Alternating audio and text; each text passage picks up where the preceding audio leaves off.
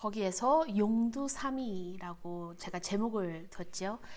이 기디온의 이야기를 하나로 하려고 노력을 했는데 제 성격이 모든 거를 그래도 잠깐이라도 설명을 해야지 이게 풀려가지고 스킵 할 수가 없어가지고 이게 너무 길어져서 part 1, part 2로 이렇게 나눴습니다. 그래서 오늘 용두삼위에서는 용은 용의 머리를 말하죠. 용의 머리. 그래서 part 1은 용두의 기디온의 이야기를 보겠습니다. 그러면은 우리가 성경 사사기 6장하고 7장을 오늘 볼 건데 6장 첫 구절을 보시면은 어떻게 나오냐면은 근데 첫 구절 그 바로 전에 31절 5장 31절 그 마지막 거기 보면은 어떻게 나와 있어요?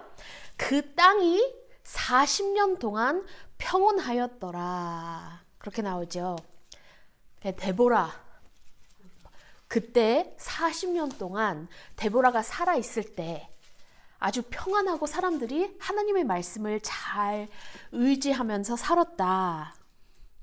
근데 이제 40년이 지났으니까 또 그 사이클이 한 번 더 시작하는 겁니다. 근데 우리가 알아야 되는 거는 이 사사기의 그 사이클이 도른다 그래서 똑같이 그냥 이렇게 도는 게 아니에요.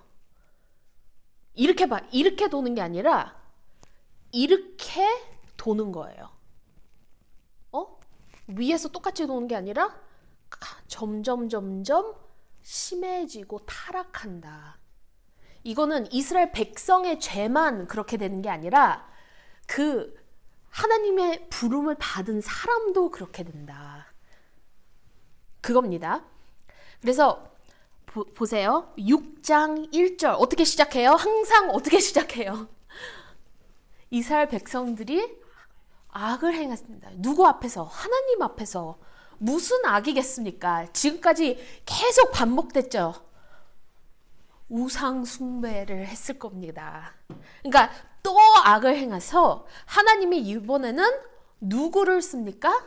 미디안 사람들을 써서 7년 동안 진짜 고생하면서 삽니다. 그러니까 미디안 사람들은 이렇게 지금까지 봤던 다른 사람들 같이 이렇게 자기 나라하고 자기 사는 그게 아니라 그 베도인같이 이렇게 돌아다니는 사람들이잖아요. 근데 이 사람들이 진짜 메뚜기 떼 같이 몰려와서 이스라엘 백성들이 농사지고 추수할 때만 되면은 다 뺏어가는 거예요. 그러니까 이스라엘 백성들이 할 수 없이 산 같은데 굴에서 숨어 사는 겁니다. 생각해 보세요. 지금 어느 땅에서 살고 있어요? 이스라엘 백성들이. 하나님이 주신 가나안 땅에서 살고 있잖아요. 근데 하나님이 주신 그 축복의 땅에서 어떻게 살고 있어요? 그 풍부한 땅에서 편히 사는 게 아니라 숨어 살고 있어요. 왜냐면은 몰래 농사를 졌다. 추수를 할 때 되면은 다 이렇게 몰려오니까 숨어서 추수하고 숨어 살고 왜냐면 다 뺏기니까 짐승 하나도 안 남겠고 다 뺏기니까 어떻게 살아요? 7년 동안 1년 2년만 그렇게 해도 굶어 죽는데 한 해만 추수를 잘못해서 사람들이 굶어 죽는 그때에 7년 동안 이렇게 살아야 되니 사람들이 얼마나 힘들고 피곤하고 진짜 그렇겠습니까? 그러면은 힘드니까 이스라엘 백성들이 정신을 차렸겠죠? 그래서 하나님한테 힘들다고 살려달라고 부르짖었겠죠? 기도를 했겠죠? 했어요. 근데 하나님이 대답하신 것을 보고 어떻게 진행하시는 하나님의 행을 보면은 뭔가 조금 달라요. 그러니까 8절에서 10절에 보세요. 그들이 진짜 힘들어서 하나님한테 외치니까 여호와께서 이같이 말씀하시기를 이스라엘의 하나님 내가 너희를 애굽에서 인도하여 내며 너희를 그 종 되었던 집에서 나오게 하여 애굽 사람의 손과 너희를 학대하는 모든 자의 손에게서 너희를 건져내고 그들을 너희 앞에서 쫓아내고 그 땅을 너희에게 주었으며. 과거를 하나님은 한 번 더 얘기하는 거잖아요. 내가 또 너희에게 이르기를 나는 너희의 하나님 여호와이니 너희가 거주하는 아모리 사람의 땅에 신들을 두려워하지 말라 하였으나 너희가 내 목소리를 듣지 아니하였느니라. 그러니까 보통 전에서는 사람들이 힘들다고 부르짖었으면은 저지를 바로 보냈어요. 근데 요번에는 이 말씀을 누구를 통해서 했어요? 다른 선지자가 먼저 나타냈어요. 이 선지자는 이름도 없어요. 선지자가 나타내서 백성들한테 하나님의 말씀을 외칩니다. 이건 아직 저지가 나오기 전이에요. 왜? 하나님한테 힘들다고 부르짖는 동안에서도 죄를 계속 짓고 있으니까. 제 정신을 아직 무슨 죄를 졌는지도 아직 깨닫지 못한 이 백성들한테서 하나님이 다시 네가 나한테 도와달라고 외치지만 네가 왜 이런 어려움을 겪고 있는지 너는 아직도 못 깨달고 있다. 그래서 한 번 더 그거를 하나님이 주신 거예요. 왜 이거를 당하고 있냐? 네가 내 약속을 지키지 않았다. 그러니까 무슨 죄를 졌을까 이 사람들을? 너무 뻔하지요. 지금까지 계속 진 죄를 또 반복하는 거예요. 뭐예요? 우상을 숭배하는 것. 근데 우리가 생각해야 되는 거는 그냥 하나님을 완전 버리고 우상을 숭배하는 게 아니에요. 이거는 싱크티즘이라고 생각해야 되네요. 싱크티즘은 하나님을 믿으면서 다른 신들을 같이 예배하는 것. 하나님을 믿는다고 말하면서도 내가 좋아하는 이런 거 저런 거 미신 같은 거를 못 놓는 사람들. 그게 바로 이겁니다. 하나님만 예배 드려야 되는 거. You will have no other God before me. First Ten Commandment. 그거를 어기는 거예요. 하나님만 예배를 해야 되는데 하나님만 예배를 하는 게 아니라 하나님하고 또 다른 신들을 같이 예배를 드리니까 하나님이 화가 나신 겁니다. 여기서 다른 신들을 두려워하지 말라 했잖아요. 다른 신들을 왜 두려워하겠어요? 그 신들의 힘이 있다고 믿으니까. 아무것도 아닌데 그거를 믿으니까. 잠언서 9장 10절에 어떻게 써 있어요? The fear of the Lord is the beginning of wisdom이다. Fear of the Lord. 하나님이 와 하고 하나님이 진짜 너무나 크신 분이니까 그 앞에 두려워하는 거를 하나님 앞에서만 해야 되는데 저쪽 우상 앞에서도 그것을 한다. 그거예요. 얼마나 타락했는지 자기 자신이 뭐를 잘못하는지 모르는 이 백성들에게 하나님이 선지자를 보내서 네가 이것을 잘못하고 있다라는 걸 알려주고 그 알려준 다음에 저지를 세웁니다. 그러면은 질문하겠어요? 하나님이 지금 이 순간에 당신을 불려서 아주 큰 일을 하신다면은 미국에 나가서 한국에 나가서 세상에 나가서 큰 일을 하라고 하나님이 딱 그 일을 주신다면은 어떻게 대답하겠습니까? 저 여기 있습니다. 보내세요. 저 준비됐습니다. 나 나가겠습니다. 그렇게 할까요? 그렇게 준비되어 있는 사람 많지 않아요? 아니면은 모세같이 나 부족한데 왜 나 말도 못하는 나를 왜 보냈지? 왜 선택했습니까? 그러겠죠? 아니면은 왜 불렀어? No. 그러겠어요? 난 싫어. 어떻게 반응을 하겠습니까? 그러면 기디온은 어떻게 반응했습니까? 한번 보세요. 11절을 보세요.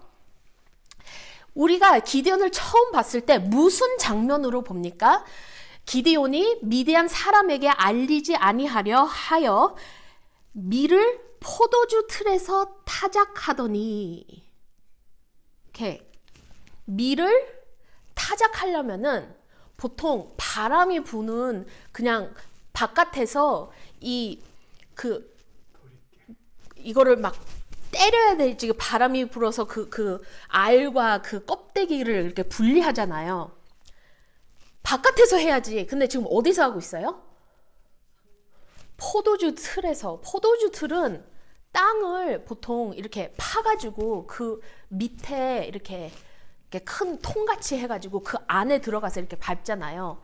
그러니까 숨어서 한다는 거예요. 이게 의미가. 왜 숨어서 할까?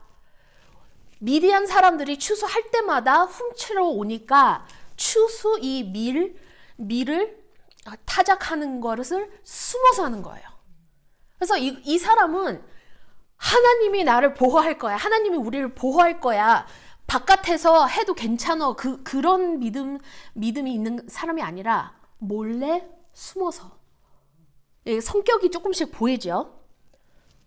성격이 조금씩 보입니다. 특별히 이렇게 용감한 사람이 아니고 어떻게 보면 좀 소심하다. 그렇게 볼 수 있죠. 그러면은 하나님이 사자를 보내서 기드온에게 12절, 13절 보세요. 여호와의 사자가 기드온에게 나타나 이르되 큰 용사여. 이렇게 숨어서 일하는 사람한테 큰 용사여. 하나님도 좀 재밌어요. 여호와께서 너와 함께 계시도다 하매 이제 기드온이 대답이 어때요? 기드온이 그에게 대답하되 오 나의 주여 여호와께서 우리와 함께 계시면 어찌하여 이 모든 일이 우리에게 일어났나이까? 또 우리 조상들이 일찍이 우리에게 이르기를 여호와께서 우리를 애굽에서 올라오게 하신 것이 아니냐 한 그 모든 이적이 어디 있나이까? 이제 여호와께서 우리를 버리사 미디안의 손에 우리를 넘겨주셨나이다. 나 준비됐습니다. 가겠습니다. 그런 사람의 대답인가요? 저는 이거를 계속 읽었는데 기드온 성격이 참 까칠하다. 말 건 사람 진짜 곤란하게 만드는 좀 passive aggressive한 좀 그런 스타일이 아닌가 그렇게 생각이 돼요. 하나님이 천사를 보내서 자기한테 일을 시키려고 그러는데 대답이 이래요? 하나님이 우리를 버렸어. 하나님이 진짜 계셨으면은 이런 일 안 생겼어. 대답이 너무 심하지 않아요? 근데 그 천사의 대답이 그 에너지 매칭을 너무 잘해주는 게 재밌습니다. 천사가 이렇게 하나님의 사자가 이렇게 대답하지요. 너는 가서 이 너의 힘으로 이스라엘을 미디안의 손에서 구원하라. 내가 너를 보낸 것이 아니냐. 네가 가. 안 된다 그러니까 네가 가. 내가 보내잖아. 너무 대답이 재밌어요. 똑같은 에너지 매칭해서 그래서 인제 기드온의 대답이 나와요. 거기서 이제 진실, 기드온의 속마음이 인제 나타납니다. 첫 번째 것은 진짜 좀 꼭 찔러주는 그냥 이렇게 대답이었고 이제 진실이 나오는 것 같은데 진실을 보세요. 15절 내가 어떻게 하냐. 나는 그 이스라엘 그 문하셋 그 트라이브 안에서도 제일 작고 우리 아버지 가족에서도 나는 제일 마지막인데, 내가 제일 힘이 없는 사람인데, 내가 어떻게, 내가 무슨 힘으로 그렇게 대답을 하죠? 이제나 좀 모세 같은 대답이 나오잖아요. 그러고 전같이 하나님이 그런 입장, 그런 대답 앞에서 놀라운 하나님의 약속을 하시죠. 16절, 내가 반드시 너와 함께 하리니 내가 미디안 사람 치기를 한 사람을 치듯 하리라. 하나님이 너무 아름답고 내가 네 편이다, 내가 도와줄 거야, 내가 너와 함께 하리라 라는 약속을 합니다.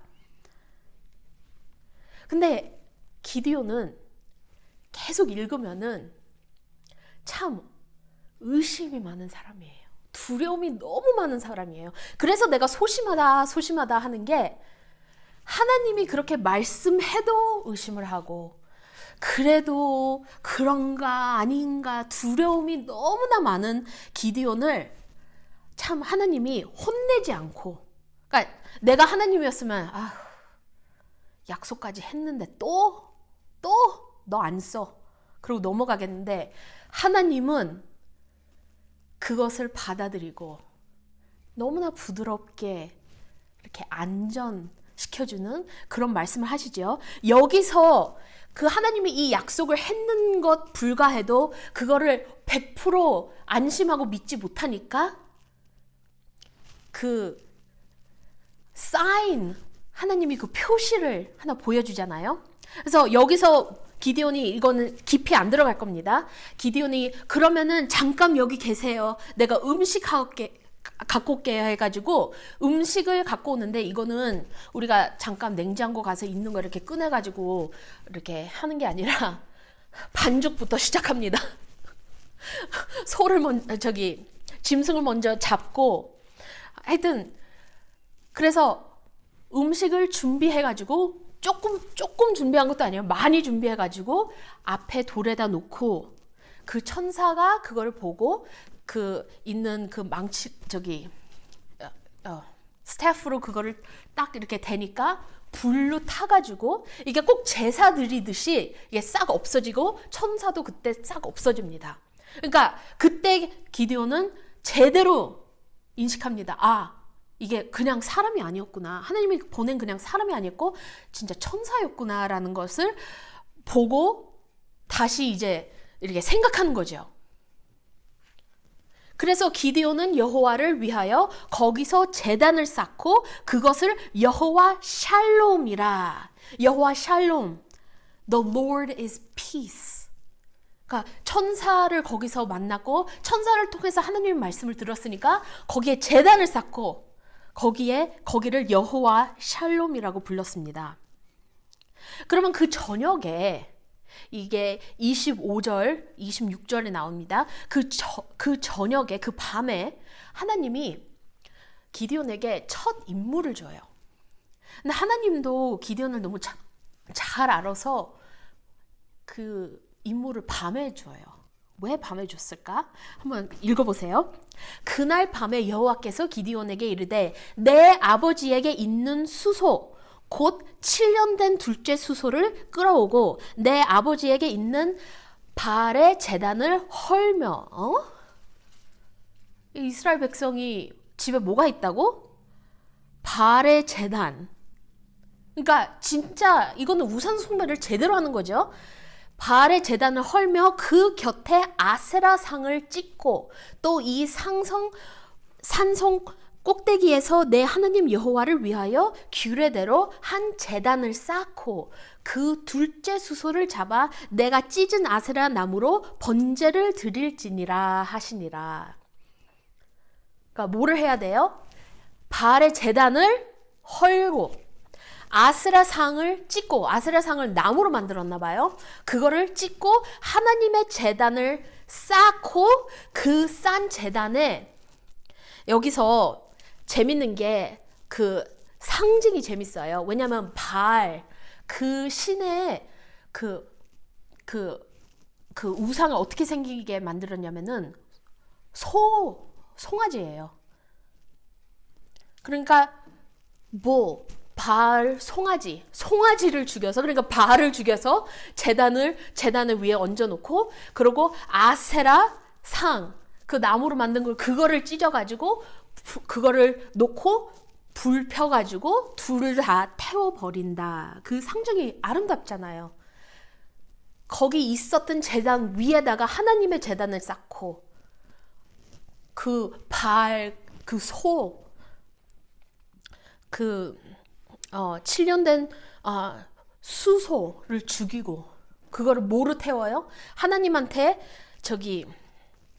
번제를 드리기 위해서 어떻게 번제를 드려요?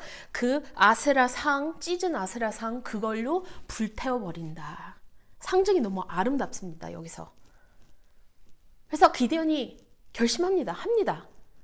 근데 어떻게 써 있냐면은 혼날까봐 가족의 반응을 두려워해서 언제 해요? 밤에 몰래 합니다. 그러니까 하나님이 하신 말 그대로 따라합니다. 하나님이 뭐 대낮에 해야 된다 그런 말을 안 하셨잖아요. 하나님이 밤에 말씀을 하셨으니까 밤에 몰래 합니다. 그 소심한 기드온이. 그 다음날 아침에 무슨 일이 일어나요? 아침에 일어나니까 사람들이 이게 다 불탄 거 보고 큰일 났다. 우리가 예배 드리는 신을 누가 이 끔찍한 일을 했다 하고 이제 동네 사람들이 다 나서서 난리가 나지요. 그래서 여기저기 알아보니까 누가 했어요? 기드온이 했다는 건 너무 뻔하게 나와요. 기드온이 혼자 한 게 아니라 같이 종들하고 같이 했으니까 누가 말을 했겠죠. 근데 재밌는 게 기드온은 하나님의 말씀을 순종했는데도 두려워서 밤에 했어요. 몰래. 근데 이 일을 알고 기드온의 아버지가 더 용기를 냅니다. 기드온의 아버지 조아스 이제 동네 사람들이 이제 막 와가지고 우리 기드온 죽이겠다고 그러니까 뭐라고 합니까? 31절 보세요. 너희가 바알을 위하여 다투느냐? 너희가 바알을 구원하겠느냐? 바알이 그렇게 힘이 센 신이면은 바알이 나타나서 그걸 해결하게 하라. 니네들이 할 필요 없다. 그래서 기드온 이름을 새로 줍니다. 여룻바알이라. 여룻바알이 뭐래요? 무슨 말이냐면은 바알하고 다투는 자. 근데 보세요. 바알의 그 제단을 다 허물고 하나님한테 제사를 드렸는데 기드온한테 뭐 나쁜 일이 생겼습니까? 바알이 기드온한테 뭐를 어떻게 할 수 있었습니까? 힘이 없는 우상이잖아요. 그러니까 이런 이름을 입을 수 있었던 거예요. 그러니까 아버지 말이 맞았지요. 그래서 기드온은 죽지 않고 동네 사람들한테 혼나지 않고 이 일이 잘 지나갑니다. 근데 이 일이 생겼을 때 지금 그 주변에 뭐가 돌아가는지 잠깐 그 내레이션이 글로 갑니다. 33절에서 35절 보세요. 그때에 미디안과 아멜렉과 동방 사람들이 다 함께 모여 요단강을 건너와서 이스라엘 골짜기에 진을 친지라. 여호와의 영이 그러니까 이 미디안 사람들이 이제 추수할 때가 됐으니까 보세요. 기드온을 처음에 뭐 하고 있었어요? 추수하고 위트를 하고 있었잖아요. 그러니까 추수할 때가 됐으니까 사람들이 이제 건너오는 거예요. 이제 때가 됐다. 추수할 때가 됐으니까 우리가 다 뺏어가자 하고 이렇게 때가 다 몰렸습니다. 한 군데로 다 왔어요. 그거를 보여주고 그 다음 장면이 뭡니까? 이게 중요합니다. 여호와의 영이 기드온에게 임하시니. 여기서 기드온에게 임하시니가 기드온을 옷처럼 입었다. 성령님이 기드온에게 임하셨다. 기드온을 옷처럼 입고 기드온이 나팔을 불매. 이거는 기디온이 몸으로 했지만 성령님이 나팔을 부는 거죠. 나팔을 불매 아비에설이 그 뒤를 따라 부름을 받으니라. 성령님이 그 나팔을 부니까 온 사람들이 그 소리를 들고 때가 됐다라고 알면서 모이는 겁니다. 이거는 뭐를 상징하냐면 이제 전쟁의 시작이다. 하나님의 역사가 지금부터 이제 이스라엘 백성에게 나타난다. 그것을 보여주는 거예요. 기디온이 또 사자들을 문하셋에 보내며 그들도 모여서 그를 따르고 또 사자들을 아셀과 스불론과 납달리에 보내매 그 무리도 올라와 그를 영접하더라. 그러니까 처음 나팔을 불어서 따라온 사람들은 누구냐면은 그 기디온의 가족들하고 같이 그 동네에 사는 사람들이에요. 그 다음에 이제 사자들을 보냈다 그랬죠. 기디온은 어떻게 그냥 사자들을 보내요. 이건 성령님이 하는 일이라서 사자들을 보내니까 사람들이 이제 전쟁하러 모입니다. 엄청 모입니다. 근데 보세요. 기디온이 이제 성령님이 다 일을 하시고 이제 기디온이 제 자신이 됐을 때 할 수 있습니다 하고 힘이 있는 사람이에요. 또 두려움, 또 의심. 너무나 두려워하니까 36절에서 40절 보세요. 여기서 이 기디온 이야기에서 이렇게 옆으로 새는 이야기가 많아요. 디테일이 굉장히 많아요. 근데 이게 디테일을 빠지면 안 돼요. 왜냐면은 그게 메인 포인트가 아니거든요. 그래서 여기서 이야기는 그 영어로 fleece 이야기, 양털 한 뭉치의 이야기입니다. 그러니까 기디온이 아직도 불안하고 아직도 의심이 있고 그러니까 하나님한테 뭐라 그래요? 하루는 이 양털 한 뭉치를 내놓을 때 그것만 적게 해주세요. 그래서 하나님이 그렇게 해줘요. 그 다음날 그래도 마음이 어떻게 이게 그냥 자연스럽게 그렇게 됐나. 그래서 그러면은 두 번째 밤은 그 양털만 안 적게 해주세요. 그렇게 하지요. 그리고 사람들이 성경을 잘못 보고 잘못 해석하면은 이런 짓을 해도 괜찮다. 나도 하나님한테 이렇게 두려움과 어려움과 믿기 힘들 때 있으면은 나도 양털을 내놔서 이런 거를 할 수 있다라고 생각하는데 그런 거는 어리석은 이야기입니다. 왜냐면은 에레미야 17장 7절에 이렇게 써 있어요. 여호와를 의지하며 여호와를 의뢰하는 그 사람은 복을 받을 것이라.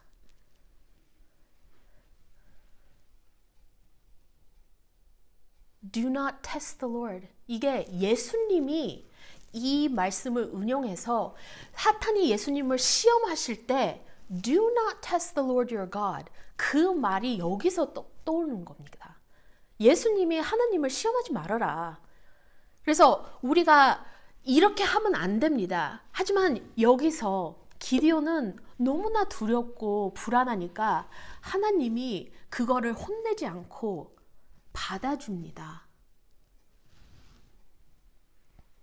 근데 너무너무 재밌는 거는 사자를 보내고 나팔을 불어서 사람들을 모으게 했잖아요. 너무 효과가 좋았어요. 약간 그게 문제예요. 사람들이 많이 모였어요. 이제 미디안 그 사람들이 몇 명이 왔나? 몇 명이 왔을까요? 사사기 8장 10절에 그 숫자가 정확하게 나오거든요. 미디안 그 적이 몇 사람이 왔냐면은 13만 5천 명이 모였어요. 이게 메뚜기 떼같이 모였다 그랬잖아요. 근데 사람만 모인 게 아니라 낙타를 탄 사람들이에요. 낙타를 탔으니까 더 무서운 거예요. 13만 5천 명이 모였다. 근데 이 사람들을 사자를 불러가지고 이 이스라엘 백성들이 모인 사람은 몇 명이에요?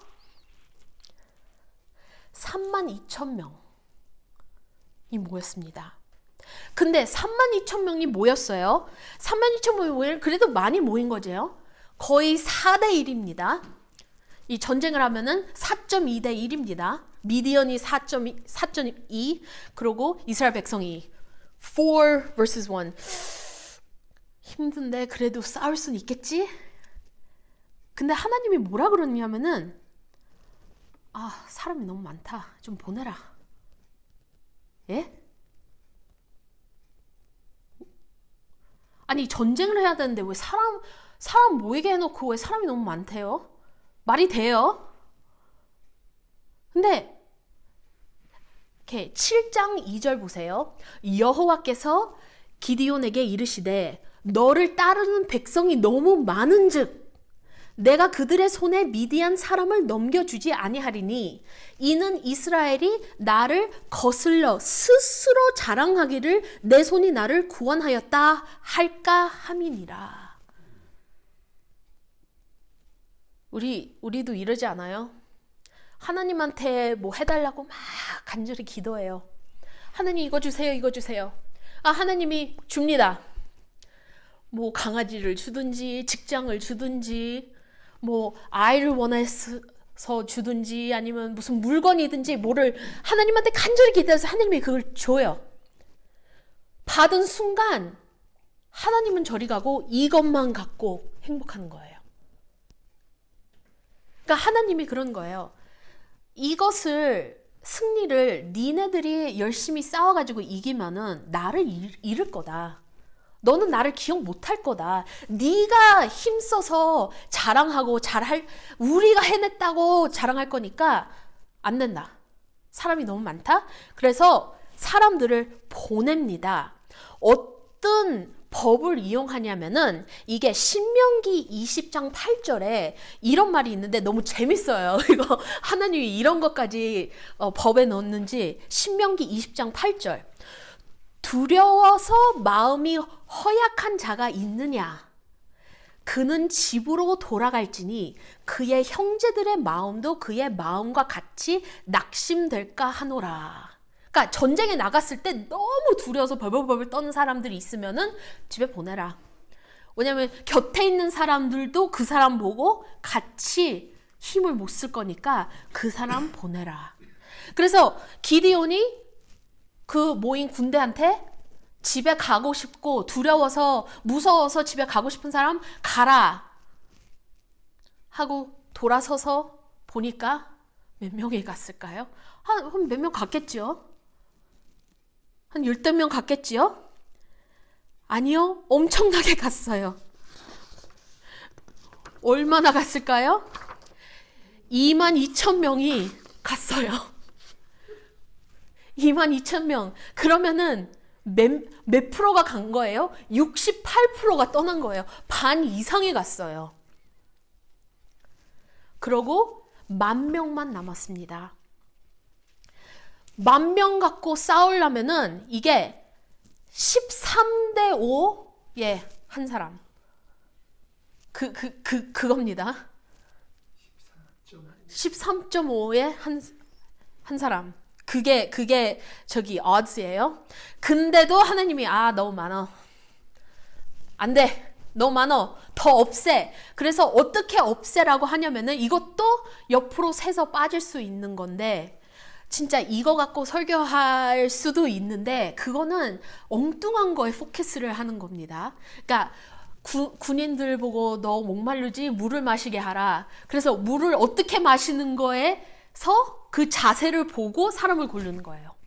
그러니까 물을 마실 때 컵이 없잖아요. 어떻게 마셔요? 물을 떠서 손에 떠서 이렇게 보면서 마시는 사람 아니면은 얼굴을 풍당하는 사람. 대부분 두 번째로 했습니다. 남은 사람만 모았는데 그 사람은 300명이었다. 반대는 몇 명 있어요? 적은 13만 5천 명에 300명. 영화 있잖아요. 300? 그 그리스 그때 싸웠던 그 흥미로운 영화 있잖아요. 그거하고 비슷한 거예요. 300명이 남았다. 이제 기디온도 있으니까 301명. 300명과 13만 5천 명. 이거는 어떻게 되는 거예요? 처음에 4대 1, 그 다음에 13대 1, 이제는 뭐예요? 450의 1.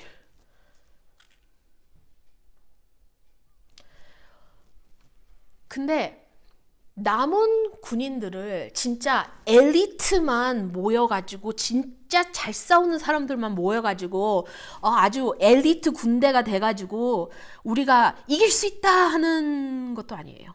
왜냐면은 이거는 잘 싸워서 고른 게 아니라 물을 어떻게 먹었나 그걸로 고른 거죠. 그리고 하나님이 어떻게 이 사람들을 이용하는지 보면은 싸움으로 이긴 것도 아니에요.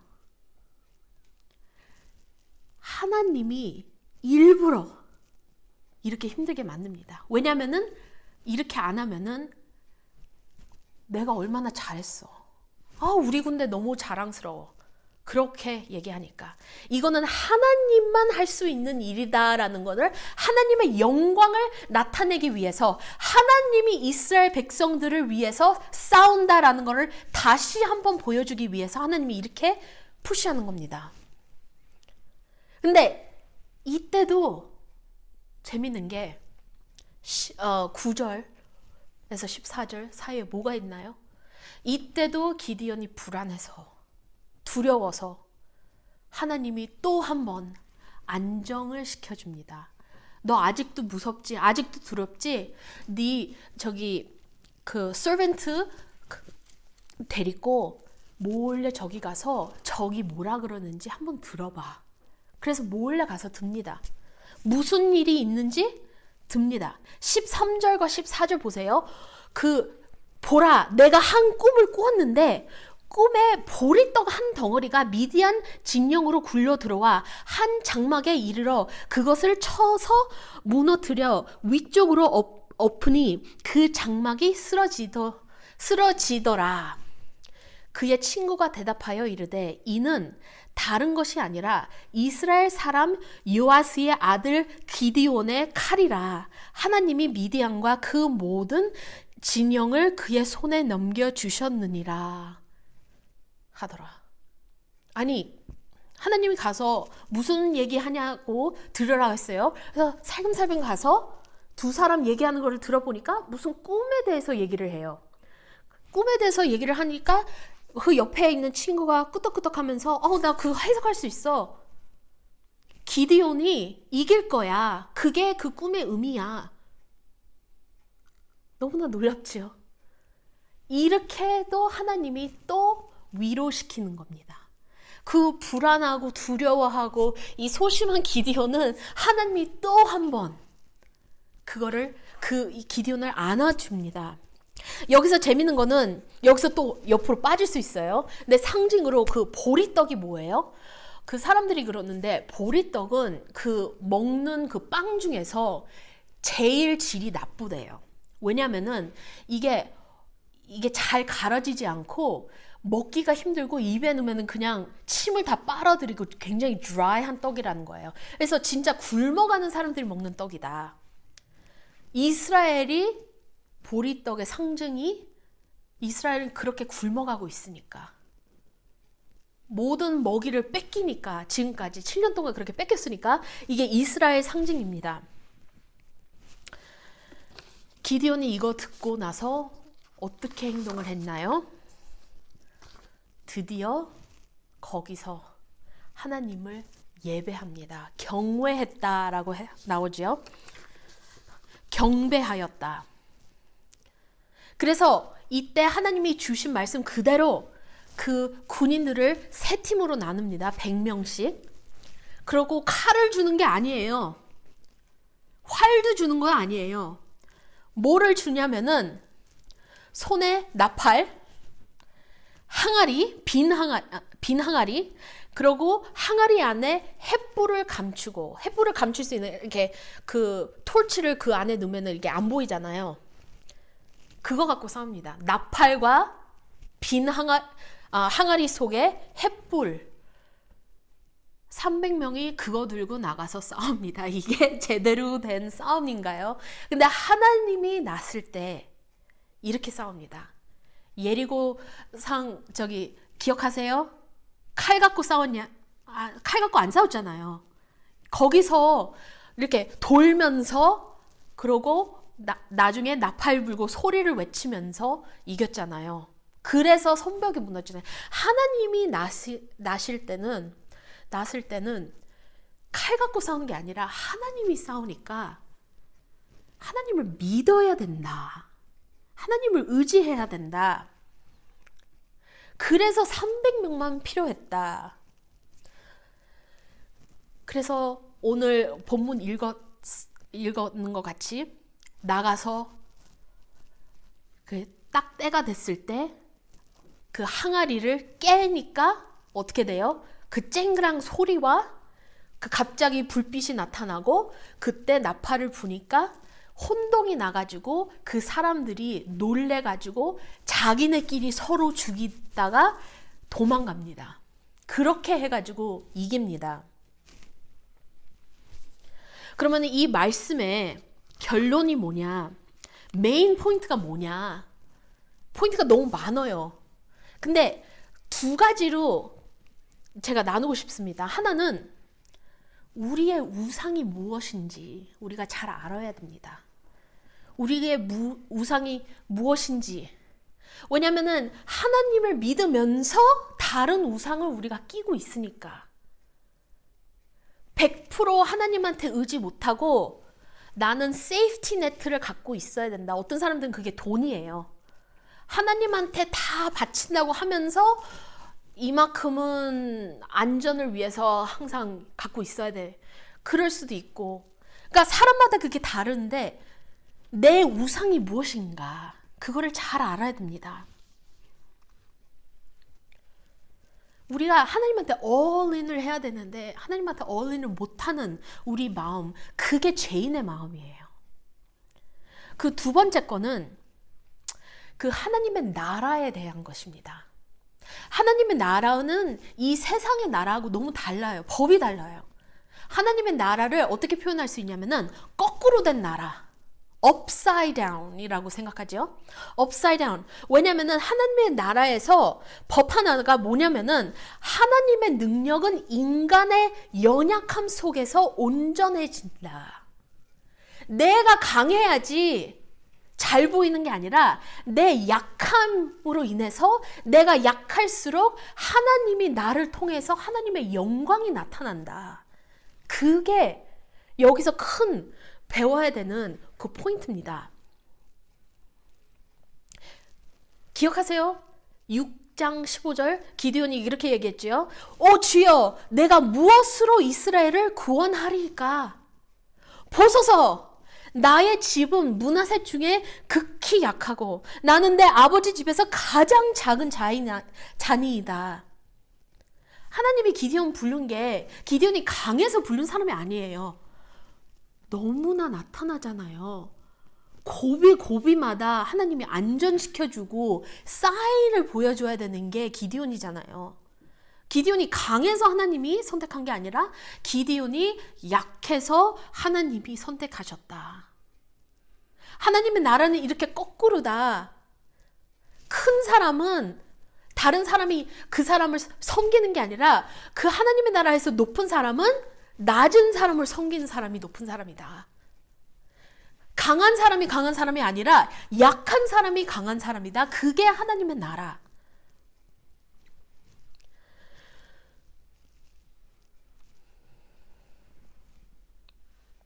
그리고 하나님이 사사기 7장 2절에 그렇게 써 있잖아요. 너를 따르는 백성이 너무 많은즉 내가 그들의 손에 미디안 사람을 넘겨주지 아니하리니 이는 이스라엘이 나를 거슬러 스스로 자랑하기를 내 손이 나를 구원하였다 할까 함이니라. 하나님이 왜 그 많은 사람들을 다 인용 안 했어요? 왜 300명만 썼을까? 자기 자랑을 못하기 위해서, 하나님의 영광이 나타나기 위해서. 하나님은 우리가 하나님을 의지하고 신뢰하는 것을 원합니다. 그리고 기디온이 약할 때마다, 두려움이 가득할 때마다 하나님이 어떻게 하셨어요? 부드럽게 그를 안심시켜 주셨잖아요. 우리가 구약 성경은 신약 성경의 눈으로 봐야 된다 그랬죠. 히브리서 11장 32절에서 34절 거기에 여러 사람이 나오는데 기드온도 나옵니다. 거기서 뭐라고 하냐면은 기드온에 대해서 믿음을 통하여 약함 가운데서 강해졌고 전쟁에서 용맹을 펼치며 이방 군대들을 물리쳤다라고 나옵니다. 그러니까 기드온은 강해서 선택받은 게 아니라 약해서 선택받았다. 그래서 우리가 무엇을 배울 수 있을까? 내가 크리스천 되기 위해서 강한 사람이 돼야 된다가 아닙니다. 내가 잘 나가고 내 모든 인생에서 모든 게 완벽해야 된다. 그런 삶을 살아야 되는 게 아니라 내 약함 안에서도 하나님을 섬길 수 있고 내 약함 안에서 하나님이 일을 행하신다라는 것을 우리가 알아야 돼요. 내가 모든 것을 완벽하게 못하니까 하나님은 나를 쓰지 않을 거예요. 그게 아닙니다. 내 약함, 내 부족함 가운데서 하나님이 쓰시는 것을 우리가 알아야 돼요.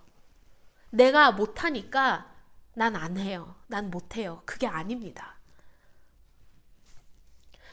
사도 바울이 그러죠. 고린도전서 1장 27절에 그러죠. 세상의 약한 것들을 택하사 강한 것들을 부끄럽게 하려 하셨다. 이게 되게 중요한 레슨이었어요. 사도 바울한테는. 그리고 사도 바울이 고린도 후서 12장 9절에서 10절 그렇게 써있죠. 내 은혜가 내게 족하도다. 이는 내 능력이 약한 데서 온전하여 짐이라 하시니라. 그러므로 도리어 크게 기뻐함으로 너의 여러 약한 것들에 대하여 자랑하리니 이는 그리스도의 능력이 내게 머물게 하려 함이라. 그러므로 내가 그리스도를 위하여 약한 것들과 능욕과 궁핍과 박해와 공고를 기뻐하노니 이는 내가 약한 그때의 강함이라. 아멘. 우리가 강해야 되는 게 아니라 우리 하나님이 강하십니다. 우리 약함 가운데서 하나님이 우리를 인용하니까 내가 힘을 써야 된다가 아니라 하나님을 의지하고 하나님을 믿으면 됩니다. 내 체면이나 내 프라이드 그런 거를 생각하지 말고 하나님을 의지하고 하나님을 신뢰하십시오. 기도하겠습니다. 하나님 아버지 감사합니다. 귀한 말씀을 주셔서 너무나 감사합니다. 우리가 오늘 배운 것, 우리 우상에 대해서 우리가 진 죄를 주님한테 고백하고 또 우리 약함에서 주님이 나타나신 그것을 볼 수 있게끔 도와주시고 우리가 주님이 부를 때 내가 약해서 못한다는 것 그렇게 생각하지 않고 우리 약한 가운데서 주님의 능력이 더 나타날 수 있는 것을 알고 우리가 만족하고 더 주님을 의지하고 신뢰하게 할 수 있게끔 도와주시옵소서. 지금까지 지켜주신 거 감사하고 우리 예수님의 이름으로 기도합니다. 아멘.